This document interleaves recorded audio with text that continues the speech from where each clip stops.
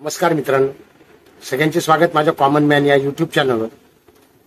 मित्रांनो, कुठलीही निवडणूक म्हणजे साधी नगरपालिकेची असो की लोकसभेची, विधानसभेची, कुठल्याही प्रकारची निवडणूक किंवा एखादी स्पर्धा ही म्हणजे खरं तर मानसिक ताकदीची परीक्षा असते. अर्थात तुमचा परफॉर्मन्स, तुम्ही पूर्वी केलेलं काम, तुमचा अनुभव या गोष्टी असतातच मदतीला. पण सध्या भारतामध्ये असं चित्र आहे, होय लोकसभेच्या निवडणुकांचे पडघम वाजायला लागलेले आहेत आणि असं चित्र दिसतं आहे की विरोधक भांबावलेले आहेत. म्हणजे इंडिया आघाडी, खरं तर आता इंडिया आघाडी खऱ्या अर्थाने राहिलेली नाहीये. म्हणजे जरी काही पक्ष एकत्र असले मात्र तरी आपापसात त्यांचं कितपत जुळतंय, कितपत ते एकमेकांचे शुभचिंतक आहेत याबाबत काही सांगता येत नाही. शिवाय पंतप्रधान पदाचा चेहरा अतिशय महत्वाचा असतो, कारण तुमची पार्टी किंवा तुमचा पक्ष जर सत्तेत येणार असेल तर योग्य व्यक्ती पंतप्रधानपदी विराजमान होणार काय.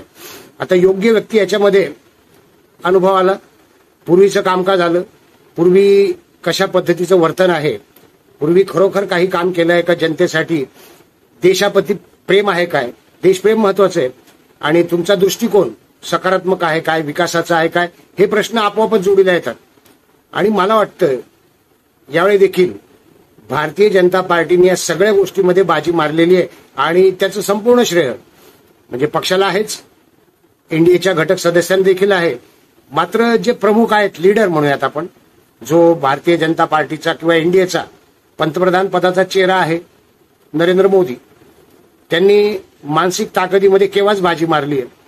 नरेंद्र मोदी यांच्या बाबतीत असं म्हटलं जातं की विरोधकांनी केलेली टीका ते सकारात्मक पद्धतीने घेतात आणि त्यावर असं काही घोषवाक्य शोधून काढतात की विरोधक पुरते हातबलून जातात. म्हणजे मागच्या वेळेस चौकीदार चोर है ही आरोप किंवा ही टीका तुम्हाला माहिती असेल, आणि त्यांनी त्यावर काहीही न बोलता एक सकारात्मक घोषवाक्य काढलं, मैं हूं चौकीदार. आणि बघता बघता मैं हूं चौकीदार हे इतकं प्रसिद्ध झालं वाक्य. हा नरेंद्र मोदी यांच्यावरचा विश्वास होता. मी असं अजिबात म्हणणार नाही की नरेंद्र मोदी एकमात्र लायक नेते आहेत, पण हे सगळ्यांनाच मान्य करावं लागेल, विरोधकांना देखील, की सध्या तरी देशामध्ये किंवा देशाचं नेतृत्व कणखरपणे करू शकणारा नेता दुसरा नाही. राहुल गांधी त्यांच्या पासंगालाही पुरणार नाहीत आणि इतर जे नेते आहेत, आता इतरमध्ये इतरच आहे, इतर याचा अर्थ आदर्श. ममता बॅनर्जी, माहिती आहे, सगळा इतिहास सगळ्यांना समोर आलेला आहे. नुकतंच संदेश खाली प्रकरण देखील ताजं आहे, त्यामुळे त्या देखील बॅकफुटवर आहेत. लालू प्रसाद यादव, होय लालू प्रसाद यादव महत्वाचे नेते आणि त्यांना देखील आता बिहारमधलं स्थान वाचवायचं, त्यांना देखील वाचवायचंय. आणि परिवारवादावर नरेंद्र मोदी अतिशय आक्रमकपणे बोलतायत. तसंच त्यांनी घोषणा केलेली आहे, इस बार 400 पार. ही घोषणा खूप मोठा मानसिक हल्ला आहे बरं का. एक प्रकारचा सापळा आहे, विरोधकांसाठी सापळा आहे. म्हणजे ही घोषणा ऐकूनच विरोधकांची छाती दडपून गेली असणार, यात वाद नाही. छाती दडपून म्हणजे बापरे, 400 पार हे पाशवी बहुमत आहे. मागच्या वेळेपेक्षा कितीतरी टक्के, म्हणजे किमान 50% जास्त मागच्या वेळेपेक्षा हे बहुमत 400 पार होणार. आता एनडीए की भारतीय जनता पार्टी हा प्रश्न आहेच, पण नरेंद्र मोदींची घोषणा म्हटल्यानंतर विरोधक जर त्या सापळ्यात अडकले नाही तरच नवल. आणि त्यामुळे गंमत काय झाली माहितीये का, त्या सापळ्यात अडकल्यामुळे विरोधकांचं लक्ष फक्त एनडीएला 400 पार जाऊ द्यायचं नाही, इकडेच नरेंद्र मोदींनी वळवलं. आणि त्याच्यातच विरोधक कदाचित आपला विजय मानू शकतील की नाही, कुठल्या अवस्थेत 400 पार होऊ देणार नाही. त्याचंच उदाहरण सांगतो. आत्ताच परवाच उद्धव ठाकरेंनी भाषणात आपल्या म्हटलं की 400 पार कसे जातात हे पाहतोच आम्ही. 400 पार कसे जातात हे पाहतो, म्हणजे 399 चालू शकतील असं पण याच्यातून अर्थ होतो, किंवा 399च्या वरती आम्ही जाऊ देणार नाही. अहो, पण 399 हे देखील बहुमतच आहे. म्हणजे इतक्या आक्रमकपणे नरेंद्र मोदींचा प्रचार असतो. आणि परिवारवादावरून जेव्हा नरेंद्र मोदी टीका करतात त्यावर लालू प्रसाद यादव यांनी उत्तर देण्याचा प्रयत्न केलाय आणि त्यांनी सांगितलंय की नरेंद्र मोदी हिंदू नाहीत. हे असं होतच. नेहमी विरोधी पक्षाच्या घटक पक्षांपैकी कोणीतरी नेता असं काहीतरी पचकतो. कधी तो नेता काँग्रेसचा असतो, कधी टीएमसीचा असतो आणि आता यावेळी आरजेडीचा आहे, लालू प्रसाद यादव. आणि ते म्हणले की नरेंद्र मोदी हिंदूच नाही आहेत आणि स्वतःची आई गेल्यानंतर त्यांनी मुंडन केलं का, त्यांनी दिवस पाळले का, हिंदू प्रथा पाळल्या का. फसले. कारण सगळ्या लोकांना माहिती आहे की नरेंद्र मोदी हे कामाला प्राधान्य देतात, हे जास्तीत जास्त वेळ आपल्या देशाकरता देतात, ते अतिशय कमी झोप घेतात हे देखील माहिती आहे. त्यांचा दिनक्रम देखील लोकांच्या समोर आलेला आहे आणि अविरत एकही सुट्टी न घेता देशाच्या विकासासाठी संघर्ष करणारा माणूस, कष्ट करणारा माणूस म्हणून नरेंद्र मोदी प्रसिद्ध आहे. दिवाळीच्या सुट्ट्या देखील ते सैनिकांबरोबर घालवतात. एकही रजा न घेता आजवर ते काम करत आहेत गेली इतकी वर्ष. चमत्कार आहे खरं तर. म्हणजे त्यांचं वय बघता, त्यांची कार्यक्षमता बघता खरोखर चमत्कार आहे. आणि हे सगळ्या जनतेला माहिती आहे.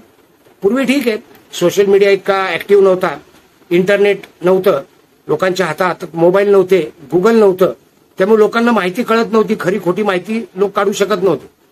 पण आता सगळी खरी माहिती मिळते आहे आणि नरेंद्र मोदी यांच्यावर एकही भ्रष्टाचार आरोप करता येत नाहीये. मग त्यांच्या बायकोबद्दल बोलणं, त्यांनी घर का सोडलं त्याबद्दल बोलणं, आणि मग अंबानीला कशी मदत केली, अडाणीच्या खिशात कसे पैसे घातले, असे फुटकळ आणि फालतू मुद्दे घेऊन विरोधक पुढे येत आहेत.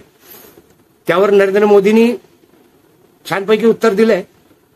जेव्हा लालू प्रसाद यादव म्हणाले की इनका परिवार कोई है नहीं, तेव्हा त्यांनी सांगितलं नरेंद्र मोदी मेरा परिवार. ही घोषणा दिली देशवासियांसाठी, भारतीय जनता पार्टीच्या समर्थकांसाठी. तुम्ही भले त्यांना भक्त म्हणा, अंधश्रद्धाळू म्हणा, काही म्हणा, तुम्ही भक्तुले म्हणा, तुम्ही त्यांना शिव्या द्या, पण ते आहेत. याचं कारण ते विवेकाने विचार करतात. गेल्या 10 वर्षामध्ये देशाचा जो काही विकास झाला आहे, तुम्ही कुठल्याही रस्त्यावरून चालताना तुमच्या लक्षात येईल की रस्त्यामध्ये सुधारणा झालेली आहे. मोठे मोठे हायवे बांधले गेलेत, सुपर एक्सप्रेस हायवे झालेले आहेत, समृद्धीसारखे महामार्ग झालेत. आणि हे सगळं कोणाच्या काळात झालंय? एम्स किती उघडले गेलेत, सरकारी सगळे कार्यालयामध्ये काम कसं टापटीप झालेलं आहे, भ्रष्टाचार विरोधी मोहिमेसोबतच कार्यक्षमता देखील कशी वाढलेली आहे. आणि भारतीय जनता पार्टीवर भ्रष्टाचाराचा आरोपच करता येत नाही. तर ही जी घोषणा आहे इस बार 400 पार, विरोधकांना या सापळ्यात अडकवलंय. म्हणजे विरोधक त्याच्या पलीकडे विचार करू शकत नाही. तसंच ज्याप्रमाणे भारतीय जनता पार्टी किंवा एनडीए नरेंद्र मोदी यांना पंतप्रधान पदाचा चेहरा म्हणून पुढे आणतायत, तसा विरोधकांकडे एकही चेहरा नाहीये. राहुल गांधीचं पोस्टर तुम्ही बघू शकणार नाही भावी पंतप्रधान म्हणून, नाही बघू शकत. हा, भावी मुख्यमंत्री म्हणून अनेकांचे पोस्टर महाराष्ट्रात झळकतात, पण भावी पंतप्रधान म्हणून ममता बॅनर्जी, राहुल गांधी, लालू यादव, समाजवादी पक्षाचे अखिलेश यादव यांचं पोस्टर बघितलं का, हो, नेताच ठरवता येत नाही. कारण प्रत्येकाला आपापला स्वार्थ आहे आणि आपापला परिवार जपायचा आहे, परिवारवाद जपायचा आहे. आणि अशा वेळेस दुसऱ्या माणसाला हे स्थान देतील कसं? आणि याच्या उलट आहे, एनडीएमध्ये भारतीय जनता पार्टी हा सगळ्यात मोठा पक्ष मानला गेलाय. इंडियामध्ये तसं कोणीच नाहीये, मोठा कोणीच नाहीये, सगळेच फुटकळ पक्ष झालेत. नरेंद्र मोदींच्या पाशवी प्रचारापुढे, त्यांच्या आक्रमक प्रचारापुढे सगळेच विरोधक हातबल झालेत. आणि उद्धव ठाकरेंनी परवा बोलताना हे म्हटलंच की 400 पार कसे होतात तेच बघतो.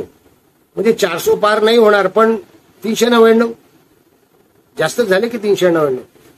लोकशाहीसाठी हे मारक आहे असं पाशवी बहुमत किंवा असं एकाच पार्टीचं सारखं निवडून येणं हे लोकशाहीसाठी पोषक नाही वगैरे चर्चा करणारे लोक आहेत. हे बुद्धिवादी म्हणेन मी त्यांना. ते फालतू चळवळी चालवत असतात, निर्भय बनो सारख्या. मात्र महाराष्ट्रातल्या या निर्भय बनो चळवळीला 3 मिनिटात ब्राह्मण संपव टाकू या घोषणेबाबत काहीच बोलायचं नाही बरं का. त्यांना काहीच मत व्यक्त करायचंच नाहीये. हे संवैधानिक आहे का? ते मोदींवर बोलतील, ते संपूर्ण देशाबद्दल बोलतील, मणिपूरबद्दल बोलतील, संदेश खालीबद्दल नाही बोलणार. अर्थात त्यांची लायकी तेवढीच आहे. ते सगळे कशा पद्धतीने राजकारण करतायत, नावं घ्यायची गरजच नाहीये, कारण नावं घेण्याइतकी देखील लायकी नाही त्यांची. ते ही निर्भय बनो चळवळ देखील आता हातबल झालेली आहे, सगळेच हातबल झालेत. हा जो मोदींचा प्रचाराचा म्हणजे इस बार 400 पारचा जो सापळा आहे ना, त्यामध्ये विरोधकांचा त्रिफळा उडाला आहे नक्की. आणि आता विरोधक गोंधळात आहेत, संभ्रम आहेत की आपल्याला नक्की किती सीट मिळू शकतील. आक्रमकपणे विरोधक म्हणू शकत नाही की आम्हीच निवडून येणार आहोत आणि इस बार इंडिया आघाडी की सरकार, असं नाही म्हणू शकत ते. मात्र मोदी भक्त म्हणू शकतात इस बार 400 पार. नक्कीच व्हिडिओ आवडला असेल तर लाईक करा, शेअर करा, सबस्क्राईब करा. भेटूयात नवीन व्हिडिओत कॉमन मॅन सर. धन्यवाद.